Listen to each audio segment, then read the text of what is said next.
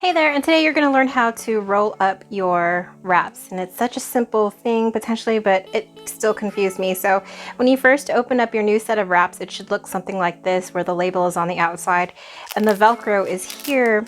But I like to wrap up my wraps in a way where it's easily to start putting it on. So you'll notice actually, once you get to this point, when you actually put it on, it's kind of useless because you need the loop on the other side. So on one end, you're gonna have the label, and then if you unroll it, the other side is going to have the loop, which ends up going on your thumb. Well, on your thumb when you start to wrap. So when I first start to wrap my hands, I'd like it to be rolled up in a way that it's super easy for me. So what I actually do is I start on this side so that this is on the inside of the roll. So you'll see the label and the Velcro is on the other side. So what I do is on the back side of the Velcro, I bend it back like this, and I actually start rolling it from this end. So kind of give it a bit of a start here on this end. But what I also actually end up doing is I put the wrap in between my fingers so that I can easily wrap it.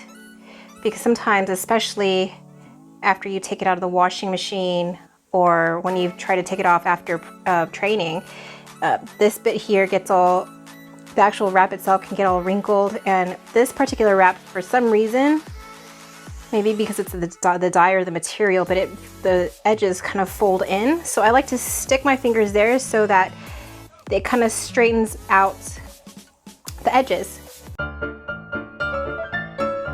And sometimes the edges on this will curl in a bit.